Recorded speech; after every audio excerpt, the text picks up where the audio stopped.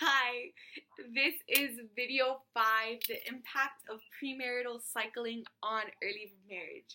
So, on again, off again relationships are new forms of relationship, and they're also referred to as cycling or churning, and that differs from the traditional categories of relationships, which are terminated or together.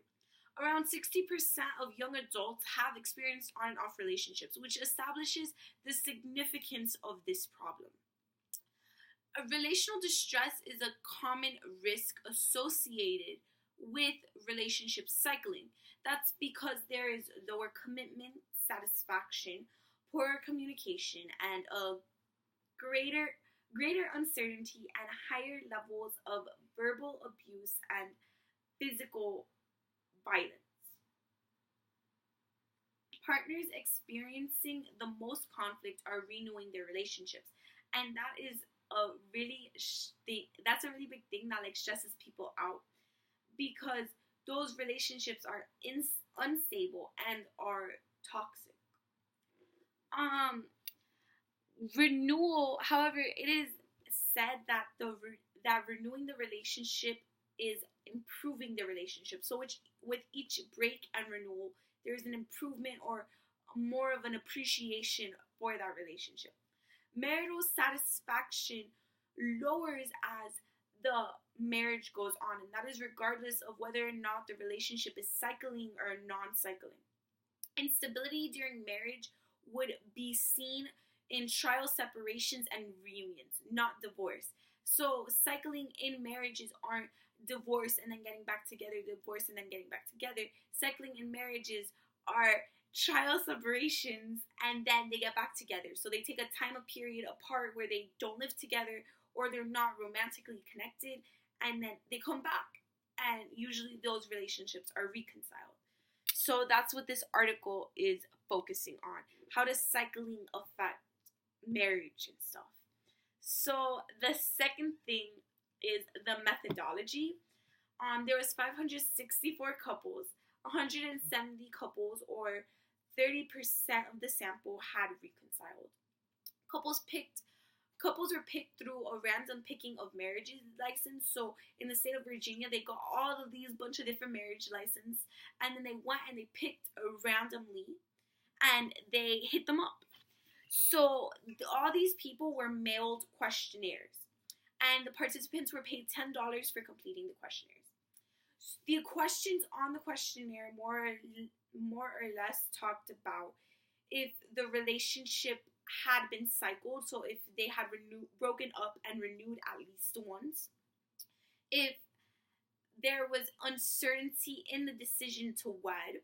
They asked about arguments and their argument styles, and that was basically for the bigger idea of identifying the destructive conflict, because that is a characteristic of on and off relationships.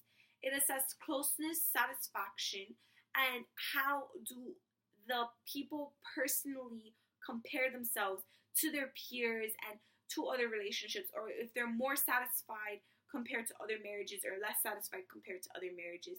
And if they experience trial separation, which would be cycling in the like marriage standpoint. And this is all with like newlyweds. And yeah, so the last part is results.